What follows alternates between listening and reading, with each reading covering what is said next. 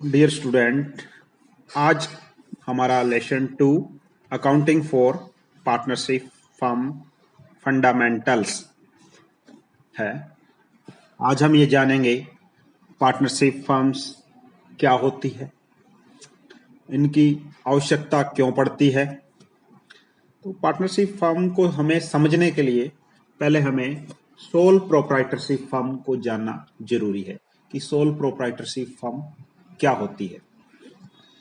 Sole proprietorship firm ऐसी firm होती है जिसमें केवल एक व्यक्ति ही पूंजी लगाता है, वही व्यक्ति उसका मालिक होता है और उस फर्म के समस्त व्यवसाय पर उस अकेले व्यक्ति का ही नियंत्रण होता है तथा उस फर्म से होने वाले लाभ और हानि के लिए वही व्यक्ति जिम्मेवार होता है।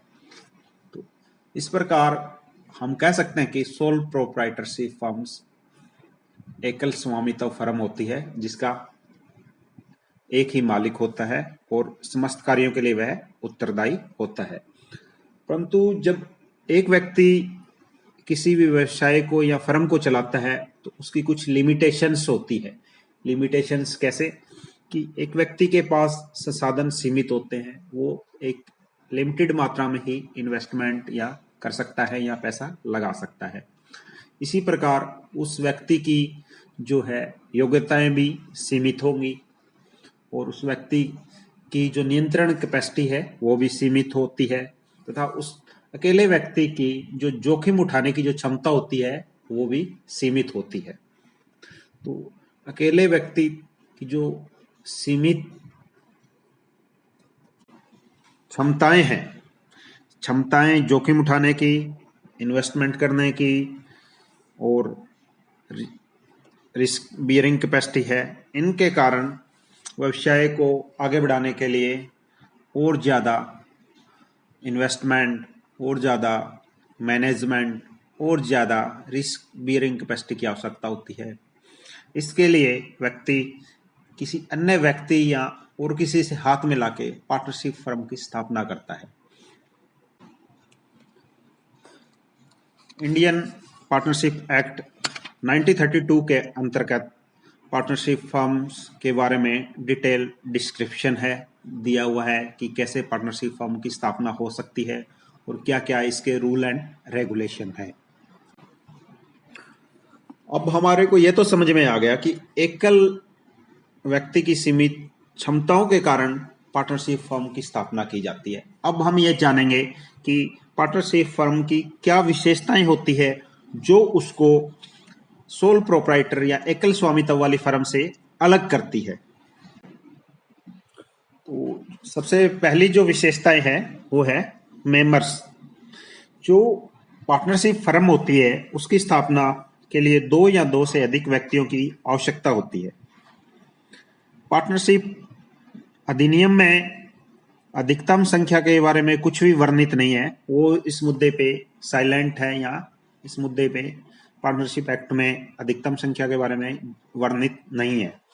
इसको हम कंपनी अधिनियम के अनुसार देखते हैं कि पार्टनरशिप फर्म्स में अधिकतम संख्या कितनी हो सकती है।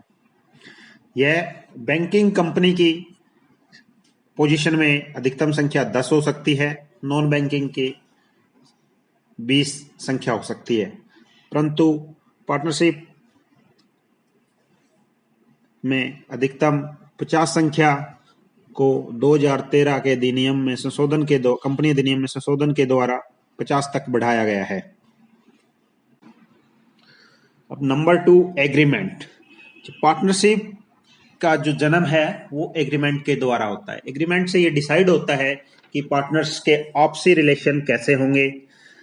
ये एग्रीमेंट जो उनके बीच जो एग्रीमेंट या जो समझौता है वह लिखित भी हो सकता है और मौखिक भी हो सकता है। एग्रीमेंट ये डिसाइड करता है कि उनके पार्टनर्स के राइट्स क्या होंगे और उनकी ड्यूटीज या लाइबिलिटीज क्या रहेंगी। नंबर 3 है लॉफुल बिजनेस। जो पार्टनरशिप फर्म्स की जो स्थापना होती है वो किसी ऐसे बिजनेस उद्देश्य के लिए की जा सकती है जो कि वैध होगा। अवैध बिजनेस करने के लिए पार्टनरशिप फर्म की स्थापना कानून के अनुसार नहीं की जा सकती। पार्टनरशिप फर्म का उद्देश्य या जो बिजनेस है वो लॉफुली सही होना चाहिए और यह साझेदारी का निर्माण इसी राइट ऑब्जेक्टिव के लिए होना चाहिए और इसका उद्देश्य लाभोपार्जन होना चाहिए। Number 4, profit and loss sharing. जो पार्टनरशिप फर्म्स के जो पार्टनर हैं, जैसे सपोज करो किसी फर्म में 3 पार्टनर हैं, ए बी सी, तीनों ने कैपिटल 1 लाख इंट्रोड्यूस की है। वो आपस में मिलके आपसी सहमति से निर्धारित करते हैं कि ए को 25% प्रॉफिट मिलेगा, बी को 25 और सी को 50%। जो भी इनकी प्रॉफिट शेयरिंग रेशियो है वो डिसाइड होनी चाहिए और जिस रेशियो में प्रॉफिट शेयर करेंगे उसी रेशियो में वो लॉस को भी शेयर करेंगे। यह इनकी आपसी सहमति से निर्धारित होता है। जो इनका प्रॉफिट शेयरिंग जो रेशियो है कि प्रॉफिट कैसे बांटना है वो निर्धारित हुआ होना चाहिए और यह एग्रीमेंट का ही पार्ट होता है। अगर एग्रीमेंट में पार्ट नहीं, इस चीज को मेंशन नहीं किया हुआ है तो ये पार्टनरशिप एक्ट में जो प्रावधान है उसके अनुसार सभी में बराबर बांटा जाएगा।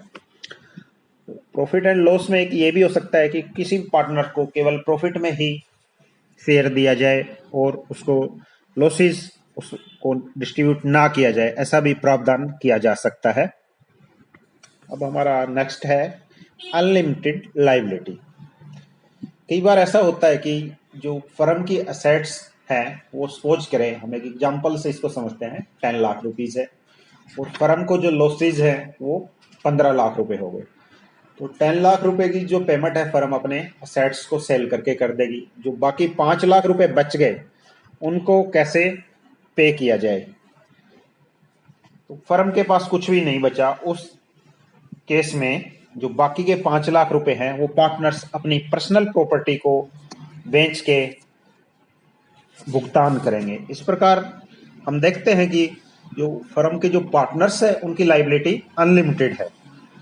उनकी लायबिलिटी फर्म में निवेश किए गए पैसे तक सीमित नहीं है, उससे बढ़कर है। अगर कहीं लॉसेज ज्यादा होते हैं तो उनको अपनी पर्सनल प्रॉपर्टी में से इसकी पेमेंट करनी होती है।